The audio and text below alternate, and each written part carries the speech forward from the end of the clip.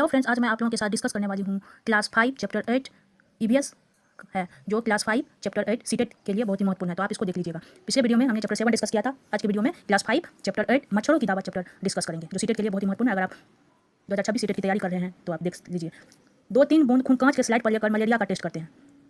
सूक्ष्मदर्शी में एक चीज़ 1000 गुना बड़ी दिखाई देती है। कई बार एग्जाम में आया है सीटेट के एग्जाम में कि सूक्ष्मदर्शी में चीज़ें जो है कितनी गुना बड़ी दिखाई देती है, 1000 गुना, लाख गुना। ऑप्शन में इस प्रकार से देंगे तो आप याद रखिएगा 1000 गुना बड़ी दिखाई देती है। मलेरिया की दवाई पहले सिंकोन पेड़ की छाल से बनाई जाती है। पहले लोग छाल को उबालकर और छानकर ही इस्तेमाल करते थे, लेकिन अब छाल से दवाई बनाते हैं।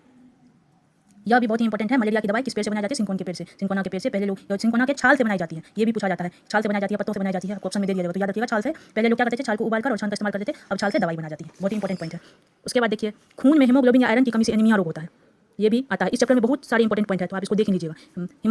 हीमोग्लोबिन या आयरन की कमी से एनीमिया रोग होता है। एनीमिया से बचाव के लिए हरी पत्तेदार सब्जियां, आंवला और गुड़ आदि खाना चाहिए। ये भी बहुत बार पूछा गया है। एनीमिया से बचाव के लिए हमें क्या क्या खाना चाहिए? खून की रिपोर्ट लाकर कक्षा में चर्चा करवाई जा सकती है। अगर आप कक्षा में पढ़ा रहे हैं तो आप क्या कर सकते हैं? खून की रिपोर्ट लाकर चर्चा करा सकते हैं रिपोर्ट के बारे में। इसमें कौन कौन से तत्व क्या क्या है, इससे बच्चे को जानकारी मिलेगी और वह सीखेंगे अच्छे से। हीमोग्लोबिन की मात्रा हमारे रक्त में 12 to 16 GM/DL होना चाहिए। हीमोग्लोबिन की मात्रा हमारे खून में 12 से 16 DL होना चाहिए। इस पर भी बहुत सारे सवाल आते हैं।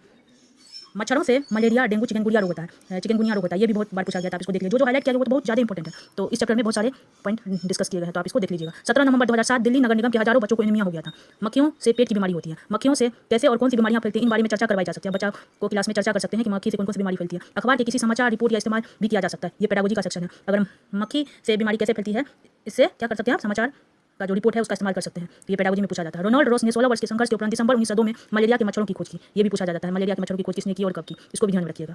एक आना के बारे में बताए कि ऐसे सिक्के पहले इस्तेमाल होते थे। रोनाल्ड रॉस की कहानी से बच्चों को वैज्ञानिक प्रक्रिया के बारे में बातचीत करने के लिए प्रोत्साहित करें। वैज्ञानिक खोज की यह कहानी बताती है कि सिकंदराबाद के एक मामूली अस्पताल में कई प्रयासों से कुछ कामयाब और कुछ नहीं भी कैसे अद्भुत जानकारी दुनिया को मिली। इस तरह बीमारियां के इलाज के बारे में और कहानियां भी इकट्ठी करके चर्चा करवाई जा सकती है। ये भी बहुत इंपॉर्टेंट है, जो कि मलेरिया मच्छर का रंग कैसा होता है? भूरा, पंख चीटेदार होता है।